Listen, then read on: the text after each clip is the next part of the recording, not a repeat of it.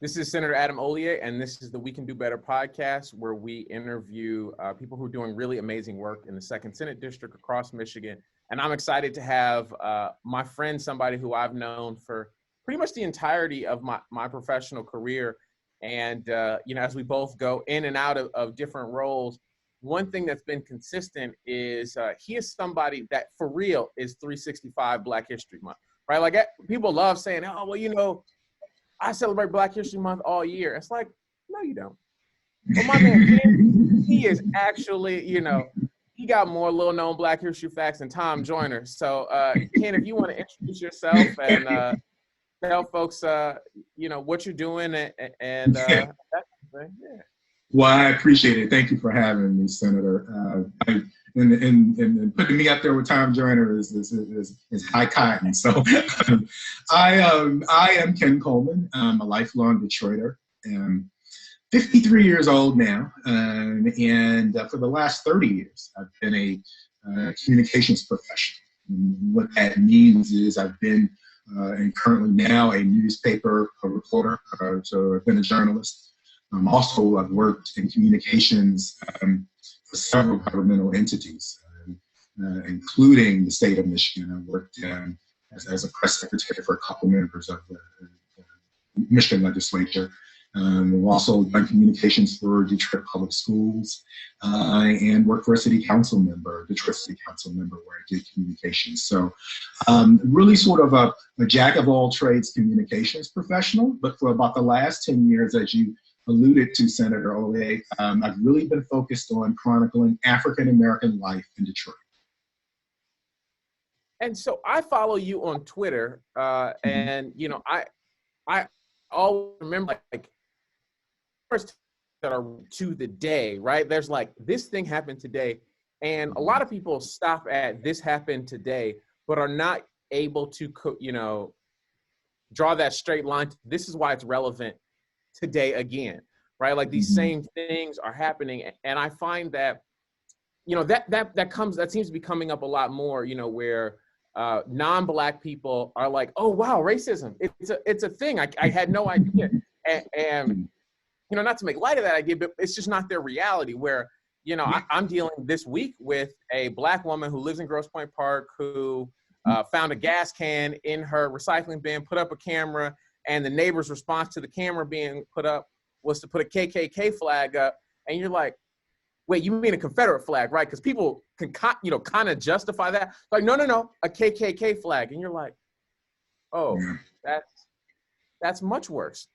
Yeah. And people, it's 2021. And people, kind of talk about this idea that the KKK numbers have decreased and have we made progress. But I think some of the things that you talk about is how that extremist has changed. And I know your reporting has talked about these kind of things. Mm-hmm. Yeah. It's interesting how far we've come as a country, Senator, but how far we still have to go. And, a lot of white folks will say, well, listen, you had your African-American president, you currently the vice president. So why don't you just get over it? And then you see situations happen like Jana Dingus, which you mentioned. I mean, it just shows you that we still have a long way to go in terms of understanding each other. And that's what I try to do with particularly African-American life in Detroit, sharing it every day, not just in February. And one of the things that what you find is for people who do follow the work that I'm doing and others are doing in this regard, you find that there's nothing new under the sun. And some of the same things that are happening today that we're seeing in American life and here in metropolitan Detroit and state of Michigan, we've seen in previous decades, whether it be the 1950s or the 1920s or the 1880s. I see my role, Senator, as trying to connect the dots with history that happened 150 years ago or 100 years ago, and show you by lifting up factoids each day that there is a connection. So what's today's fact? What should we know today? Wow. Well, interestingly enough, as we talk about the civil rights movement and everything and parallel to it. This week, it's been an incredible week. Today, what happened today in history? What did I post earlier today? Oh, the Detroit Public Schools, interestingly enough. We are both, you and I are both alumni of Detroit Public Schools. On this day, in 1842, Senator Hollier, the Michigan legislature, okayed an opportunity, a request from leaders in Detroit to start a school district. So I'm a 1986 Henry Ford High School graduate. Proud to post this morning that the Michigan legislature gave the okay for the Detroit Public Schools to start on February 18th, 1842. And the reason that's so relevant to the Second Senate District is the very first public high school, Central High School, is in in my district, and it was for a very long time an all-white school, and you juxtapose that to Mosque Number 1 being directly across the street. I think people don't, things didn't happen by accident, as we say, but these things seem to kind of come together in really unique ways. How are you seeing those kind of things happening and playing relevant roles today? Well, let's just take a look. Let's take a look at Linwood Avenue, right? You mentioned Central. You mentioned the first mosque of the Nation of Islam, but you go further down the street and you get New Bethel Baptist Church, where C.L. Franklin pastored, and his daughter, of course, we know as the Queen of Soul. You go a little bit further down, and in the 1960s, at the time of the Detroit Rebellion, the Shrine of the Black Madonna rises out of Central Congregational Church, Reverend Clay. And so if you just look at that 2 or 3 miles of city, you'll see how Detroit has changed over the years. You can look at Central High School in the 1930s and 40s, and it was a largely Jewish community. As migration patterns, Jews moved to Northwest Detroit and to the southern part of Oakland County. African Americans began to move into that community. And my dad's oldest sister graduated from Central in the late 1950s. But 20 years ago, there were very few African Americans who lived in that neighborhood. And so it really is a great slice. I'm glad you mentioned that, because it's a great slice of American mosaic. And it's a great slice in terms of the history of African American life in Detroit. It's funny, as I take people, on a kind of tour of my district, Linwood is that line, and we always go over by Sacred Heart Seminary, and I always point out that, there's this white alabaster Jesus with black hands and a black face, and like black paint, and people, and I always point it out to people, and I say, during the insurrection, black people painted Jesus black because he was black.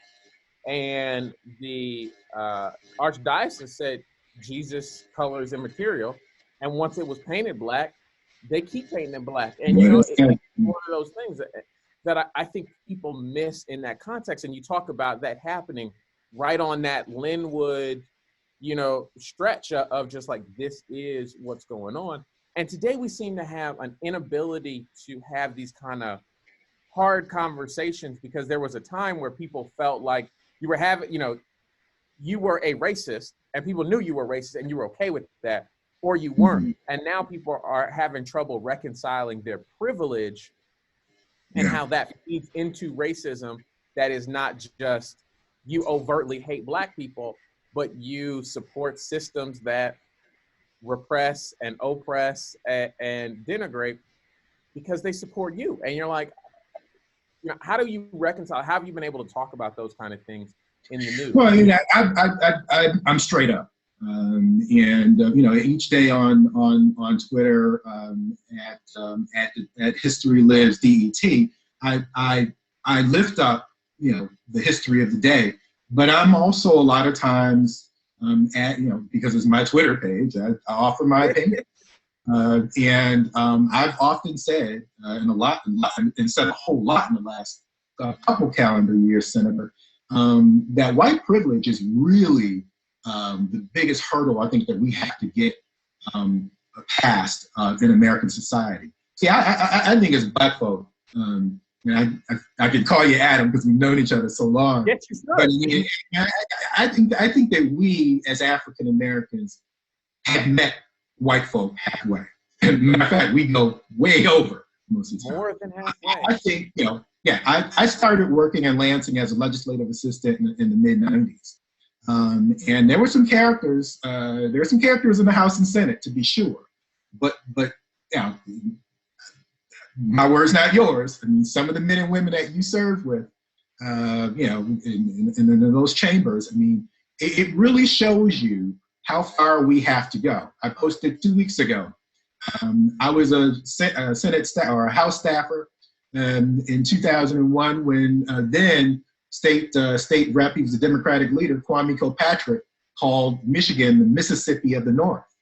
Because as that Democratic leader, he had to go throughout the state working with candidates and campaigning for candidates. And he got a chance to see a lot of the 83 counties if he didn't see all 83 counties.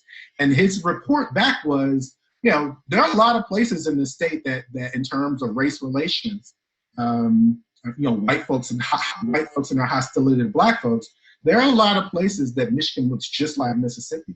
And I remember that was 20 years ago. And white folks lost their minds. The media community, how could you say that? That's not, we're not.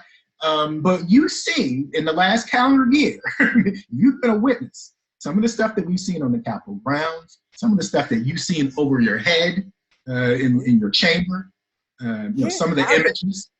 I was sitting in my office the day Rudy Giuliani came, and they were chanting Rudy. I thought I was, watching the end of a movie. They were like, Rudy, Rudy, and stop the steal, and Rudy, and stop the steal. I was down at TCF Center when they were counting ballots, and they went from stop the count to sing gospel song and a little, like this fun moment. And so it's been a really interesting thing of trying to explain to people that the part of privilege that we've got to address, that we've got to get past, is not just the hateful people. It is allowing yourself and your words to be co-opted by them when they say things like, well, they couldn't say what they meant. They were saying this, but they meant this, right? And I often have these conversations with my colleagues. For example, I have one, Senator Lasada, who, is a senator from the west side of the state. She and I served on this crazy joint COVID oversight committee, and she said she wasn't Detroit. And I was like, whoa, you can't do that. And she, we had a conversation afterwards, and she didn't realize, because she's from the west side of the state, that people on the, down here say not Detroit, meaning they ain't black, they're not about this. Right, it's like, right. she was saying it from a urban, rural thing. And I was like, we have to have these kind of conversations, relationships, that we can talk through these things, but we have gotten so politicized because we see all these bad actors moving in and doing these kind of things, and this rise of extremism where, when we talk about kind of the second coming of the KKK, or the third coming of the KKK with David Dukes, and then, the kind of respectability piece of now you have these kind of intermediaries of the like, oh, no, we're not the Proud Boys, but. It has become cliche to say that we need to hold hands and talk. And look, I know of at least a 30-year tradition of, colleagues in the House and the Senate from different parts of the state going to each other's districts and spending a weekend. Keith Stallworth did it 20 years ago with Chuck Perricone. I talked to your colleague, Senator Bullock. I know he's done that with Senate Majority Leader Shirkey. But yet we still get, my words, not yours, and I know you have to work with these men and women, but we still seem like, folk aren't getting it. And it's too easy to run back. It's too easy to say something, which is really cold word stuff back to your district that, hey, I'm okay. I know how to go, I know how to kick Detroit, I know how to, and people get elected, 3 terms in the House, and then they get 2 elections in the Senate, and then they move on. They might go back to their county commission, and nothing ever changes. And so, part of what struck me as a young journalist to really sort of hone in on this African American life piece. Not only is it something that is a part of me physically, But it is a way to have these conversations outside of the 28 or 29 days in February.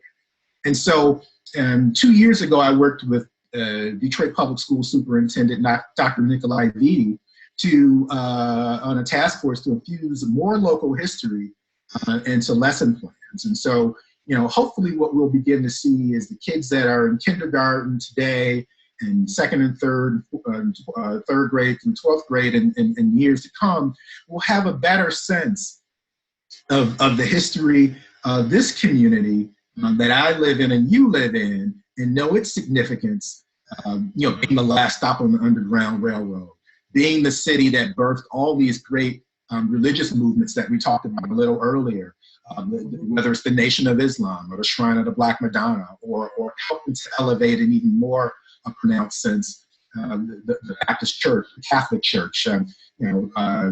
It is this town, if you will, that's how I like to refer to Detroit. This town not only put the world on wheels, but we are a real innovator in movements, and maybe, and just maybe, we can help bridge that gap in a way so when you're talking to Senator Lasada or talking to somebody else across the state, they better understand where we're coming from. I think people generally sort of feel like I have some commonality with this person, and I don't have to run for re-election by literally kicking this person in the pants or not voting on a line item that helps that side of the state as opposed to my side of the state. And one of the things that I think, having those conversations made a difference, right? So I had, I did a Juneteenth resolution a year ago, and Senator Lasada and Senator Baird, two Republicans, both spoke on the Senate floor talking about the importance of Juneteenth. And I was like, and for them, they didn't realize how important that was. I was like, you're probably the first two Republicans and maybe first white people in the Senate history to talk about Juneteenth in this way, in this moment. And it means something. And that was before, the Black Lives Matter protests of the summer. It was before the George Floyd thing. It was before the broader community recognized that Juneteenth was a thing. So I guess that was June of 2019, my first term. Yeah. It's these moments where we're starting to have these discussions. But you literally wrote the book on these kind of things. Who should people be tuning into and reading throughout the rest of the year as we kind of come through February, and March is reading month? Like, is there a place where people should say, let me start here. Let me get educated. Let me get engaged, for both Black folks and well-meaning allies of not. Yeah, well, I think I think it's a great question, and it's always I've always in recent years the opportunity to have Black History Month and then go into March and National Reading Month is really significant. It gives us great opportunities on the educational side, both in the traditional and outside. So I'm really proud of some of the work that institutions in Detroit have done over the last couple of years. I'll name a couple of sites. You probably know this now. But the Detroit Historical Society, in its innovative and award-winning 1967 exhibit that I helped as a consultant, and along with many other people to help put that together or to be consultants to it. That's going to be a permanent exhibit now at the Detroit Historical Society. Yeah, and so generations of people didn't get a chance to see it 2 years ago. We'll get a chance to see that for generations on end. I'm going to tell you, Adam, we're about the same age. I'm a couple years older than you, but I can tell you there was a time when the Detroit Historical Society was it was a well-intentioned, but a lily white institution. It just was. I mean, they will tell you that. And where they've come in the last 4 or 5 years, a lot of it and God rest his soul, Marlo Stoudemire, who passed last year of COVID, really was the quarterback to help put that together. He brought me to that project. But when you say, where can people go? Whether you live in Detroit or Saugatuck or Traverse City or in the UP, you can go to the Detroit Historical website. You can visit the Detroit Historical Society and learn the 67 exhibit. The great news about it is it's just not about the insurrection, although that's very important. It talks about Detroit and what led to that rebellion, right? So it talks about the fact that, you know, in 1967, there were only 300 black police on a force of 5,000. And, you know, it talks about it talks about the stage about the Detroit that really forced black people to live in one of 2 or 3 communities in a city that had 2 million people and 139 square miles. That is a great source. The other is, I'm a Wayne State guy, so I will tell you that the Walter Reuther Library is not only a great repository for labor history, it also tells the great story of Michigan and how our region made people, poor people, whites and blacks who came here from the South, they through the automobile and auto industry and the unionization of it, really built a workforce of middle-class people. So that when I got ready to go to college, my grandparents who had worked at GM at that time for 25, 30 years had attained so much wealth that they never saw in Mississippi from where they were from. They were everyday automakers, but they were able to gain a middle-class salary and put kids, even a second generation of kids, you know, in colleges, in advanced educational settings. And that's some of the great news that comes out of the Walter Reuther Library at Wayne State University. Those are 2 sites that really are basically right across the street from each other, essentially on the Wayne State campus, and 2 great places where people can find out more during this Black History Month and going into March, National Reading Month.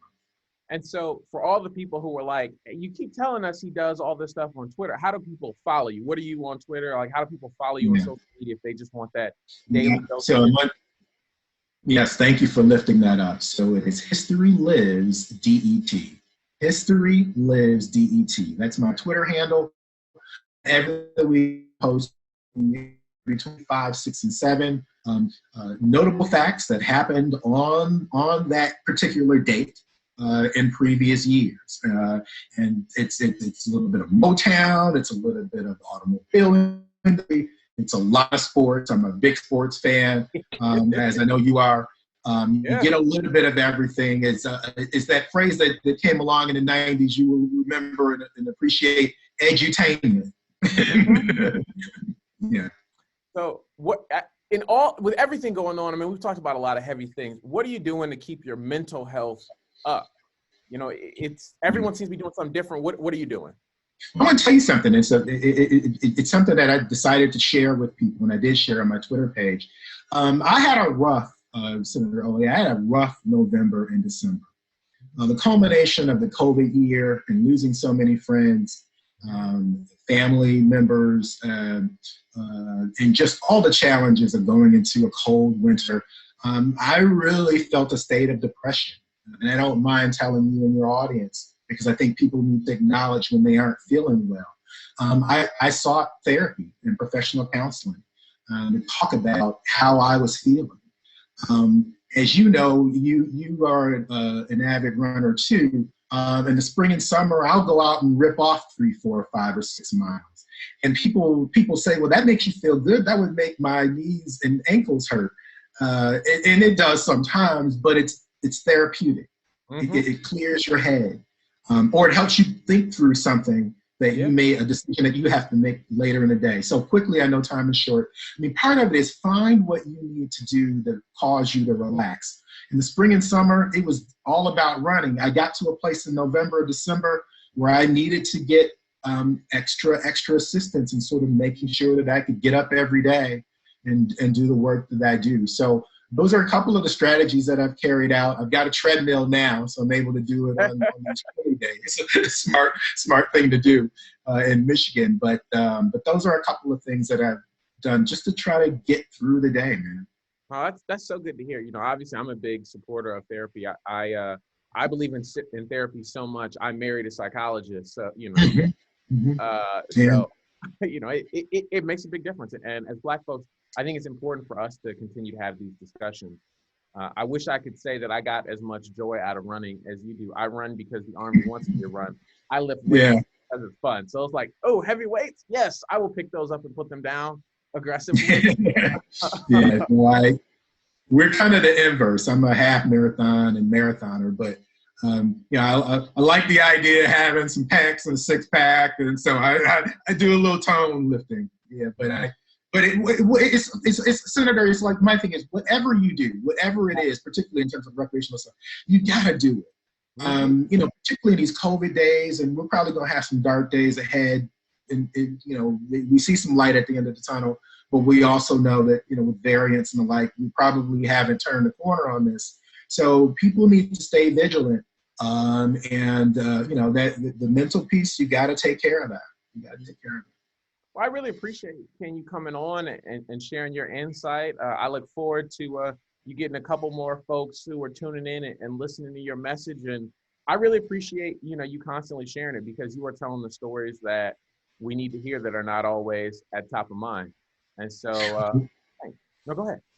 No, I was just going to say as a closing thought, I'm so proud of you.